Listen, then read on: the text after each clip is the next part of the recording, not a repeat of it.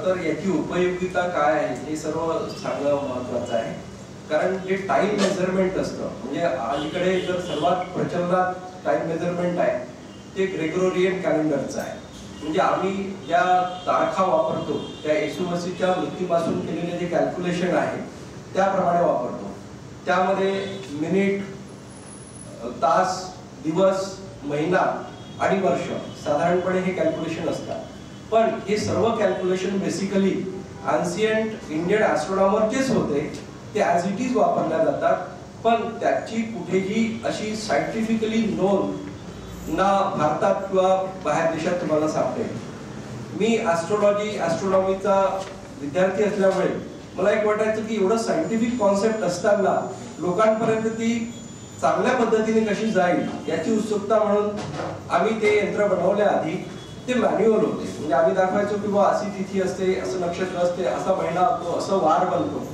पण जेव्हा मोहन भागवती जसं पेशवे सरांनी सांगितलं, टीम ज्यावेळेस आली, मी यांना सांगितलं की हे तुम्ही कॅल्क्युलेट करू शकता. कारण ते व्हेरिएबल इक्वेशन आहे. चंद्राचं रोटेशन प्रमाणे तिथी तयार होत असते आणि चंद्राचं रोटेशन हे स्थिर नाही आहे. महिन्याभरात 29.5 दिवसात चंद्र एक परिक्रमा जरी पूर्ण करत असला तरी दर दिवसाला त्याची गती कमी अधिक होत असते. हे challenging task Sheetal Raut madam आणि सातपुते मॅडम यांनी तो स्वीकारला. खरं तर एका तासात सुद्धा ते व्हेरिएबल असते. इतकं जसं ग्रेगोरियन कॅलेंडरचं जे टाइम आहे म्हणजे 24 तासाचं आपलं घड्याळ ते बनवणं फारच सोपी गोष्ट आहे. म्हणजे 24 तासात मिडनाईट मध्ये 0 to 0 hours पर्यंतचा जो एक दिवस आम्ही मानतो ते सिंपल कॅल्क्युलेशन आहे. पण चंद्राची गती नापणं म्हणजे कधी ते 18 तास असते, कधी ते 27 तास असते. एवढं कॉम्प्लेक्स कॅल्क्युलेशन आज तोवर जगामध्ये, भारतातच नव्हे तर जगामध्ये कुठेही मांडलेलं नाही. मी VNITच्या सर्व प्रोफेसर्स, डायरेक्टर्स या सर्वांचं धन्यवाद मानतो की त्यांनी हे चॅलेंज ऍक्सेप्ट केलं आणि वर्षभरात ते ऍक्टिव्हेट सुद्धा झालं. म्हणजे आजही ते वाया कम्प्युटर सॅटेलाइट प्रमाणे ते दिसतं आणि इतकी लोकांमध्ये त्याची उत्सुकता आहे की हे खरोखर इतकं सायंटिफिक आहे. आम्हाला फक्त ते चतुर्थी उपवासासाठी, एकादशी उपवासासाठी, अमावस्या म्हणजे अशुभ असते, बस एवढंच आमच्या डोक्यात गेलेलं आहे. त्या व्यतिरिक्त काही नाही. खरं तर याची वैज्ञानिकता तिथे आम्ही असे 10 ऋषींचे इन्व्हेन्शन्स सुद्धा आम्ही तिथे लिहून ठेवलेले आहेत. जेणेकरून जे इन्व्हेंटर्स होते हे जर कॅल्क्युलेशन तुम्ही जर बघितलं असाल तर 1630 नंतर गॅलिलिओच्या नंतरचेच आहे. म्हणजे जर तुम्ही आईन्स्टाईन, न्यूटन हे जर सायंटिस्ट जर विचारात घेतले त्या पलीकडे सर्व ॲस्ट्रॉनॉमर जे भारतीय, त्यामध्ये वराहमिहिर असतील, आर्यभट्ट असतील किंवा मग नागार्जुन असतील, यांचे असून सुद्धा इतिहासात, आमच्या विज्ञानामध्ये, आमच्या सिलेबसमध्ये त्याची नोंद नाही. म्हणून याची उपयोगिता लोकांसमोर सायंटिफिकली यावी. मी परत एका यंत्राची तुम्हाला माहिती देतो. वार, मी मागे बरेचदा या विषयावर बोललो, इमोजीच्या हस्ते त्याचं उद्घाटन पण केलं. आजही आम्ही शुक्रवार आहे असं म्हणतो, उद्या रविवार, शनिवार, रविवार हा कॉन्सेप्ट जगभरामध्ये, युरोप, अमेरिका सर्वीकडे वापरला जातो. पण हा भारतीयांची देण आहे.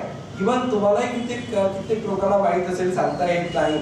याचं विज्ञान मंद गतिग्रहापासून ते शीघ्र गतिग्रहांचा त्या काळात हजारो वर्षापूर्वी जो क्रम मांडला तर या अशा ॲस्ट्रॉनॉमरला खरोखर तर सॅल्यूटच आहे. पण कुठेही नोंद नसल्यामुळे आम्ही या प्रोफेसर्स, या टेक्निकल लोकांना आम्ही सांगितलं की इतकं खरोखर सायंटिफिक आहे, तुम्ही यावरती काहीतरी करा. आणि त्यांनी खरोखर खूप मेहनत करून हा प्रोजेक्ट आणला. या पलीकडे आम्ही तिथे आता एक ऑटोमायझेशन मध्ये जे आम्ही वार यंत्राचं सुद्धा करणार आहोत. या 2-3 गोष्टी प्रामुख्याने तिथे तुम्हाला पाहायला मिळतात. आणि आश्चर्य सांगतो तुम्हाला, जेव्हापासून हे लागलेलं आहे म्हणजे 5 ते 10 हजार लोक रविवारी दिवशी तिथे व्हिजिटर्स असतात. म्हणजे तिथे पर्यटक, ऑफकोर्स पर्यटकच असतात, पण त्यांना कुतूहल की हे सूर्यगडी वर्क कसं करते, नक्षत्र वर्क कसं करते, तिथी वर्क कसं करते.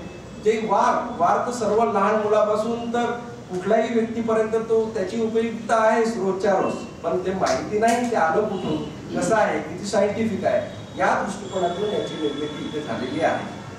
डायरेक्टर साहेब बोलण्याच्या आधी जर तुम्हाला कुठला प्रश्न निर्माण होत असेल तर त्याचं निराकरण. सर, एक प्रश्न माझा असा होता की मकर संक्रांतीनंतर दिवस हा मोठा होत जातो आणि त्याच्या पुढच्या दिवस हा लहान असतो. नेमकं काय आहे सायंटिफिक रिझन? येस, हे बघा, पहिलं तर या प्रश्नाचं उत्तर असं देईल मी, काही हिंदीत बोलणं तरी चालेल. हिंदी बोलिए. Yes yes. देखो हमारी जो अर्थ है वो इंक्लाइन है, वो 24 डिग्री ऐसी तिरछी है, उसके कारण ऋतु बनते हैं सबसे पहले बात।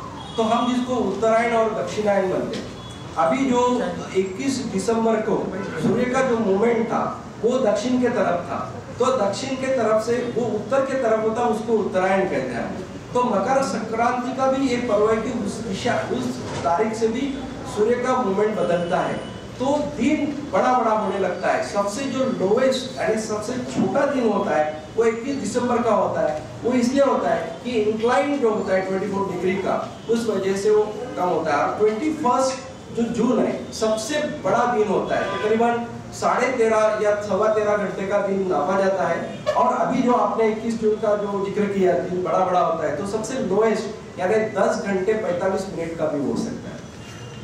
आर्यभट्ट एस्ट्रोनॉमी पार्क उनकी जो भानुरी 12 नागपुर में ये जो उपक्रम चलाया जा रहा है, इसके बाद में और भी ऐसे कुछ शहर में। अरे वाह, पिकनिक की तैयारी। अब बेटा हम ठहरे डायबिटीज के पेशेंट, इस उम्र में पिकनिक वगैरह तो ना हो पाएगा, ज्यादा बैठने से पैरों में सूजन भी। तो फिर इतनी सारी दवाई क्यों? 90% ऑफ डायबिटिक पेशेंट की शुगर सिर्फ अप्रोप्रिएट डाइट थेरेपी से कंट्रोल की जा सकती है। अच्छा, अब क्या करें? पूरे इंडिया में अप्रोप्रिएट डाइट थेरेपी के 50+ सेंटर्स है, तो आज ही अपनी अपॉइंटमेंट बुक कराएं और डायबिटीज के सोल्यूशन पाएं। आज ही अपने कंफर्मेटरी टेस्ट कराएं सिर्फ एप्रोप्रिएट डाइट थेरेपी से।